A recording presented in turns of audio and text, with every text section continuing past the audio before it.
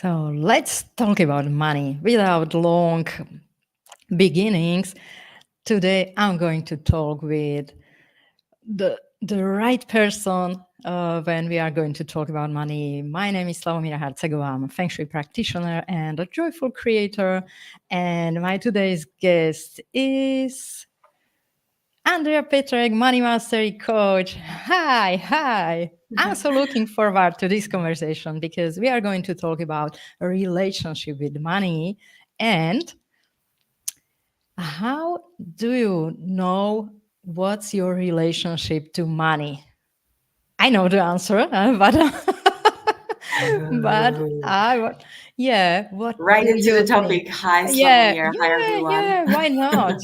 Yeah, because Yeah, we let's had a get cracking. Why conversation. not? So yeah, we had a conversation. I will put a link to that video about your story and why you are doing what you are doing. So today I would like to focus on the relationship with money and what we can do with it and how we can Yeah. become rich and wealthy, everyone. So, Of course. Like let's just start at the beginning with the relationship with money. Just to say that everyone has a relationship. yeah. Everyone has one, right? We often perceive money as a person, actually. We talk about money as if it was a real person. We talk about money like not being here for us, not being enough, that we are not earning enough, or that we're just spending like too much money. So it's almost like giving we are giving a character to the money, and by the way how you feel, what's your relationship. You can judge that for yourself very easily just by asking yourself, how do I feel when I'm paying my monthly bills, for example? How do I feel when I'm checking my accounts, my banking account? How do I feel when an unexpected expense comes in? And by that, you can know what kind of relationship with money you have. Now, most of us, there are exceptions, of course, but most of us, we've been brought up in a culture where there was never enough money. And it doesn't matter whether you have had like that little money or that much money, it doesn't really matter. The overall kind of attitude and mood towards money is there's never enough, really. So when you know what your relationship with money is, you might also start thinking about the ways how to heal your relationship. I know many people are triggered already by the idea healing a relationship with money. It's kind of like, oh, there's something wrong with me, or there's something wrong with the way how I'm thinking or how I'm treating money. Well, I like to correct that because there is no right or wrong way how to treat money. There is just a way that is either supporting you in the way what you want in life or is not supporting you. And healing relationship with money basically means to start considering money, to start seeing money and the broader implications of that relationship as something that is supporting me in my goals, in my intentions, and it's actually bringing the results in my life that I want. Does it make sense? Yeah, sure. And I would also like to add to this, like many people think that, oh, but I want money, I want them. But if you don't have, you can just see your financial situation, and this is also something that express your relationship to money. Because everyone wants them, but if you don't have that, so there is maybe something you need to change in your mindset, in your subconscious mind. Maybe you are somehow subconsciously like not attracting them to you. So yeah, this like about the person, it's really great. And I was Like I felt a lot of resistance to imagine money as a person because it's just money, it's not spiritual, it's just a thing. But I'm really excited about like to diving deeper into that. Just go. Yeah, because just imagine, well, let's just use the term healing relationship with money, right? But it doesn't mean that there is something like inherently like wrong with that relationship. Let's just say that we want to have a workable relationship. We want to have a supportive relationship with money, right? And for that, we want to change that relationship. We want to have a better relationship, right? So most people when it comes to money, they think about money in scarcity. And scarcity actually leads to fear. And if we are basing our relationship with money on fear, which causes us to think is not enough, I will not get enough, I will not get paid, all those things, the fear is not creating the results I want in life with money. So thinking I want more money will basically bring me more of what I want, is the wanting, because I feel or I believe that I don't have enough money. I want more money, but it's creating more of the desire, more of what I want. It's not creating that thing which I truly desire in life. And that's the tricky part with wanting more, because then we end up wanting more, wanting more, wanting more. And what the universe is actually showing us, well, here it is what you want, it's your wanting. So here is a reason to want even more. And here is another reason to want more, but it's not giving you more money. Yeah, and my point is here also like if we imagine money as a person and you are judging that person, like you are not here for me, you just treat that person with this judgment, and then I want more of this, and how would you feel, within a relationship like as this money person? How would you feel in a relationship like this? Like just Just imagine like money being a real person, you have a relationship with them, and then you always telling them, like a husband, you're never at home. Tell my husband, you're never at home, you don't love me, you don't care about me, all and those now things. prove me that you love me. So yeah, so I it's mean, hard to. can I guilt my husband into loving me more? Well, Yeah, not possible, right? yeah, Love is love, and it's the fear will attract more of that same, which is more fear, right? So we really want to turn that around. We want to really heal that relationship, because otherwise we end up always wishing for more, always wanting for more, and never really realizing more of what we truly want. And there is really when healing comes into place. And there are several ways or approaches how I'm going about this, and I'm just gonna touch on on that briefly, yeah. on those ways, Please. because excuse me, um, because you know, well, first of all, I would like to mention that I have a free challenge coming up, which is called Heal Your Relationship with Money. It's a 4-day free challenge. You can join that as well. It starts on the 27th of May, and we will go into depth with the healing modalities and the different approaches. But what I can tell you, the aspects of healing that relationship, it goes way, way further than just the pure relationship with money. It goes into all kinds of other relationships that we have in life, because we are all interconnected with other people, other relationships in our life. Money is just one of them, but it's a reflection of so many other relationships that we have in life. So, in the challenge, I'm going to be talking about healing the feminine aspect of that relationship, healing the masculine aspect of that relationship, which is very, very important. I think it's the most kind of critical part, the masculine aspect of it, actually. And then we're going to be talking about manifesting money and some of the myths that are around manifesting, because so many people actually think, well, now I'm just going to be manifesting in my mind and I'm going to be sitting on my sofa at home and the money just starts raining all over me. And that's not really how it works. So we're going to go into that. And then the final part, the fourth day, is actually about, so now when we heal the relationship, how do we move on? Where do we go from there?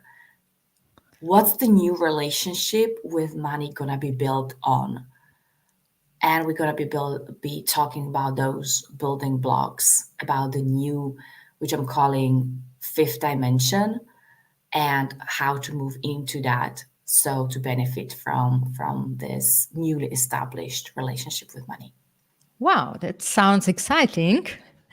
And can you please tell us more about those steps you just mentioned? Well, absolutely. To give them justice, I will just go very briefly through them because they deserve, more time and elaboration than just the time we have on here right now. But I will just, when it comes to healing, I will just mention that there And is no maybe, yeah, maybe you can pick just one, the most important, or just most common, or something, and just go about that. yeah, I will give you an example. For example, um, the relationship with money is a reflection of our relationships in life, the most important ones. And for the majority of us, the most important relationship uh, was or still is with our parents. So we will go also into exploring, like, what is the relationship with the masculine side of your parents and the feminine side of your parents. Now, I'm saying deliberately, it's not just the mom who is feminine, it's not just the dad who is masculine, because those threads could be also intertwined. And there are people also who maybe just one parent, and then the one parent had to take over the rule of both masculine and feminine as well. And then the one person will be, holding both of those relationships. And there are families dynamics where the masculine and feminine could have been totally switched, and that means that the father is actually holding the feminine energy and the mother is holding the masculine energy. So that's why we need to work kind of on both sides of it, just to identify what has been your specific relationship with that parent. And it's really great because I'm not telling you especially like what the relationship is or should be, but you're going to find for yourself by asking yourself your personal questions. How is that playing out? How is that working out in your life right now? And I'm not going to draw any kind of conclusions because you're going to do that for yourself. And that's the beauty of the work, because you will see firsthand experience how money relationship is actually playing in your life, and many aha moments will come out of it. Many breakthroughs are coming from just asking those questions, because then you can see what is the relationship with money. You wouldn't believe actually how many people go about life believing that the relationship with money, they don't even ask themselves, right? What's my relationship with money? But they don't even consider it to be any kind um, of something that should be worked on.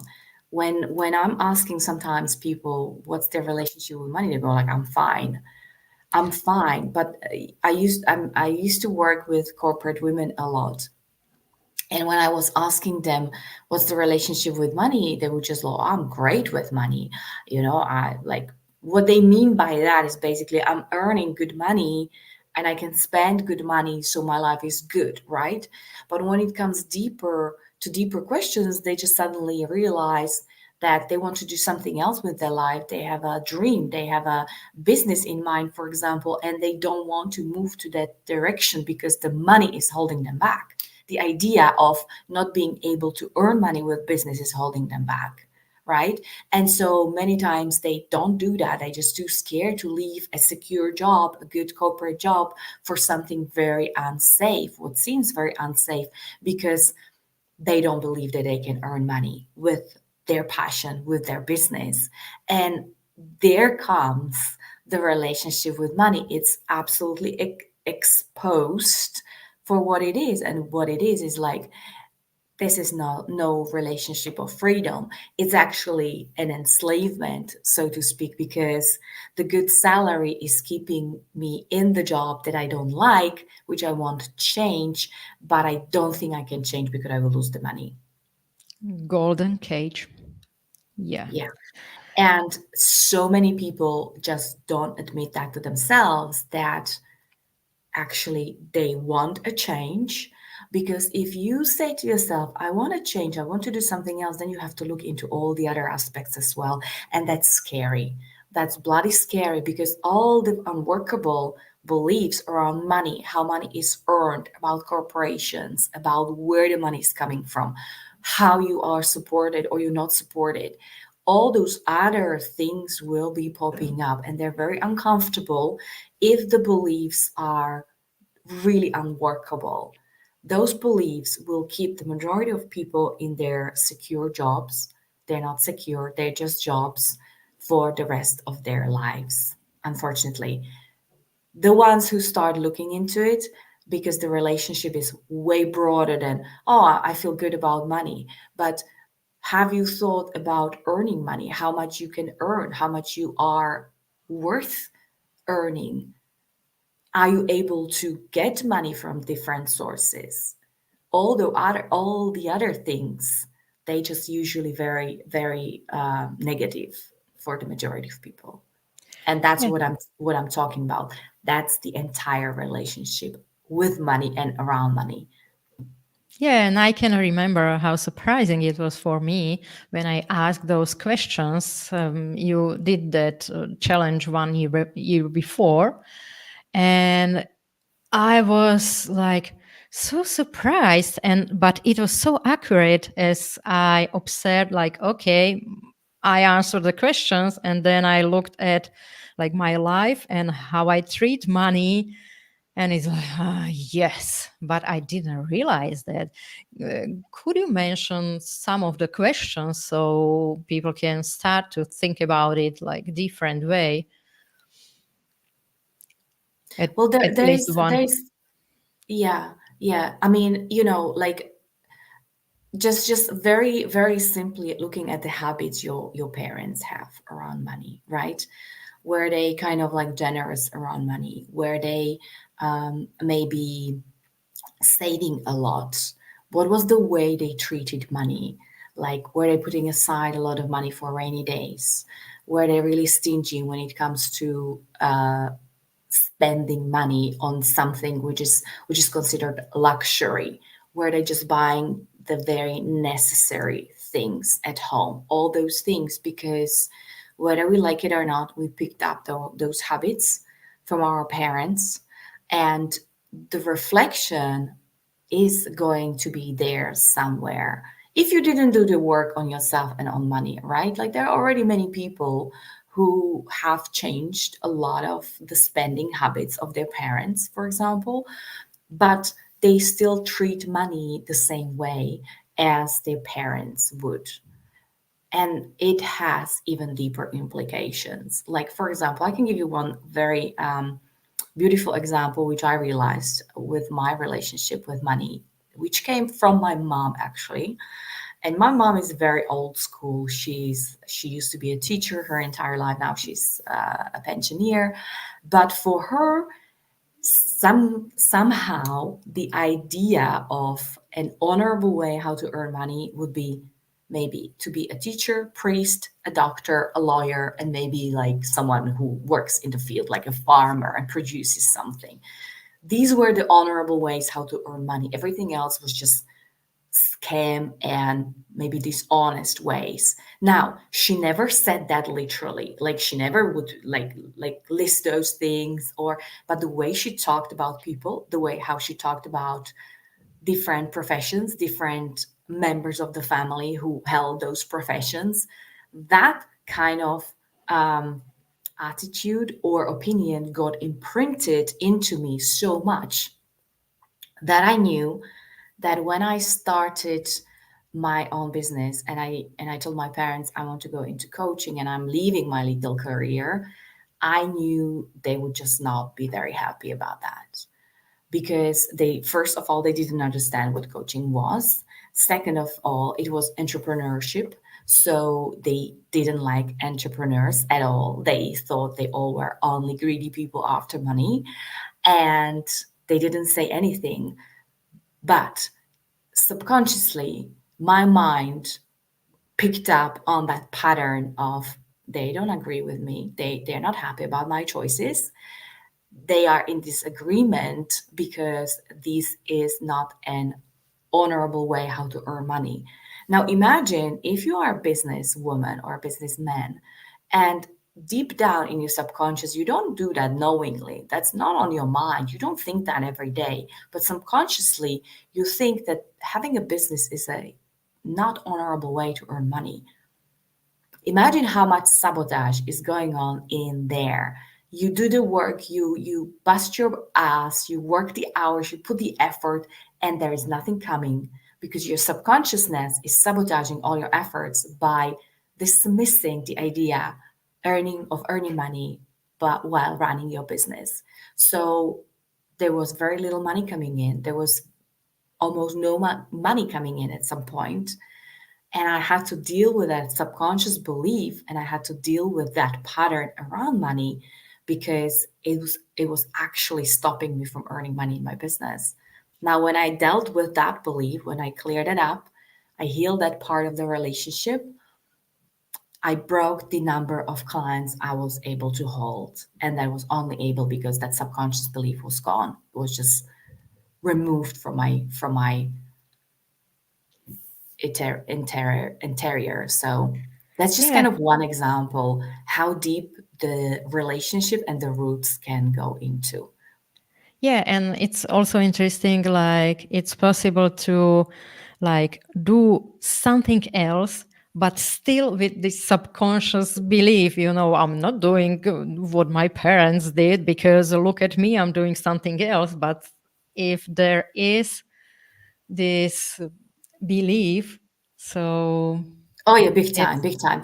And you know yeah, what many entrepreneurs actually have, which I'm noticing as well, is that deep rooted disbelief in their own capacity or capability, right? Like, am I going to be a good entrepreneur? Can I do that? Can I charge the prices? Will people pay me? All those things.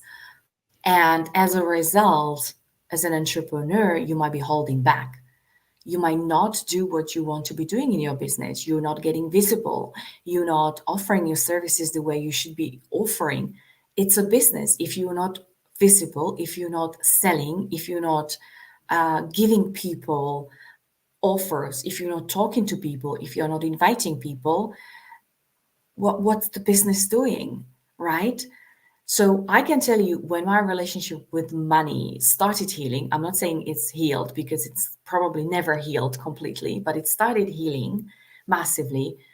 The way how I'm doing my business completely changed. The visibility increased absolutely. I had no doubts about, like those in like really nagging thoughts, like, am I going to bother people? Will they, unfriend me? Or will they not like me? Will they complain about me? Will they judge me? Will I get criticism and commentary on what I'm doing?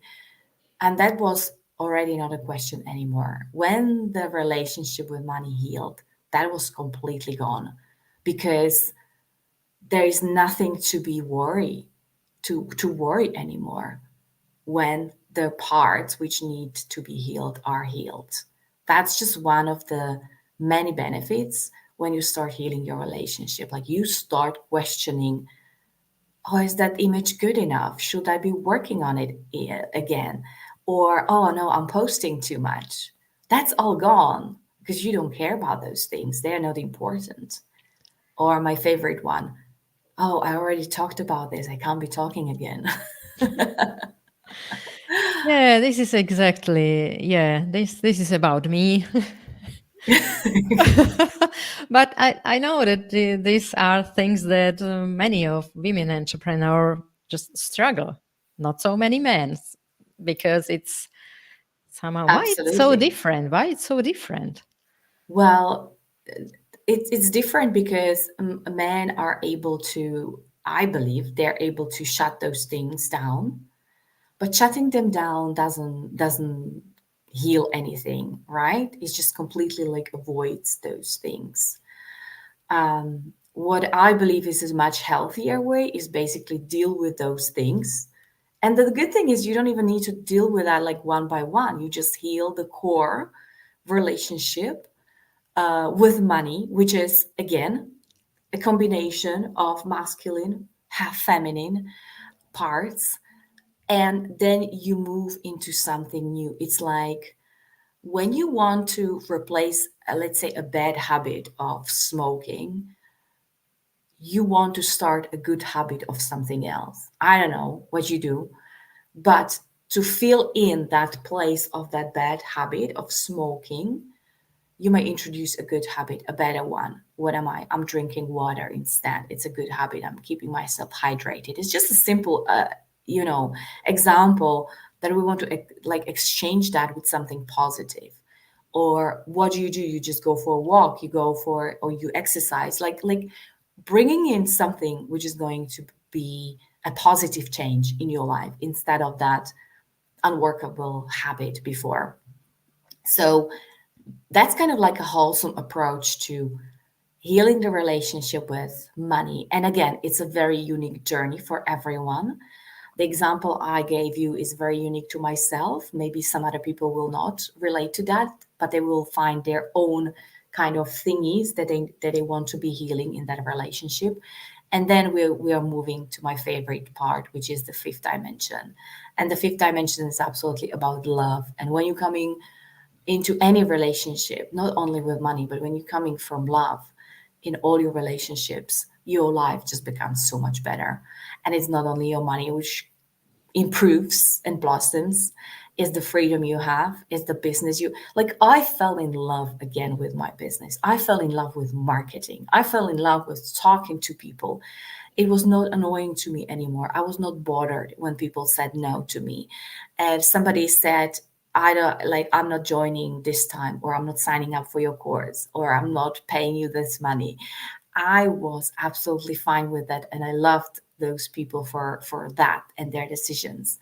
And that gave me so much freedom in my business just to be doing what I really truly love and not coming from a place of I need clients, I need someone to sign up, I need someone to pay me in my business, because that's a very draining way how to run a business, and it's actually exhausting. I've done that myself, of course, for some years as well, and I just had to give that up because it's just not working. It's not sustainable, and it steals all the fun, all the joy of running a business, having a business, being an entrepreneur, and it becomes a chore. And we don't like doing chores. So the last part of the journey is kind of like all encompassing and moving us into up leveled consciousness.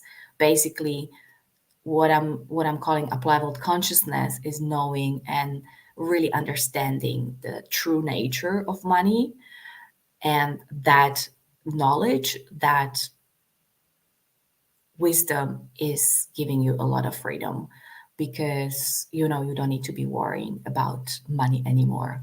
You understand that even in the darkest places, in the lowest of lows, when there's no money in your bank account and there are bills coming in, you still hold the knowledge and the trust and the belief.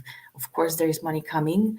Of course, I am supported, and you don't waver anymore. You don't get really excited when you get money and really depressed when you don't have money, right? Because you know what's the nature of money. And if you understand that, it's kind of like understanding the weather. You know, when it's raining one day, there will be sunny the next day or in 2 days, right? We don't get depressed, most of us. I mean, Yeah, of course, we yeah. can get I moody. like this example. Yeah, this is exactly, and I love the vision of the business like this. Like, oh, so okay, so I believe we could wrap up our conversation here in this point with this vision, and hopefully we inspired people to join the challenge and just start to look at your relationship with money and just change that. Change that. It Yeah. gets to be It. exciting. It really Yeah. gets to be exciting. It doesn't have to be this drag and difficult thing, and that's something I have to be. No, it gets to be really fun and really joyful as well. So yeah, let's do Yeah, that. I work on my own beliefs and yeah, exactly, like working and even expressing and being visible. It's much more comfortable now, and my life is so much better. So okay, I know that I still hold some beliefs, but now I'm intentionally like I'm ready to see that and just heal that one by one. And I did a lot of work, but still, like, so I will definitely join the challenge again. We will put a link to the challenge in the comments, so check it out. It's worth it. And yeah, Andrea, thank you for the Thank you for conversation. having me today. My Yeah, pleasure. so see you all in the challenge. Bye.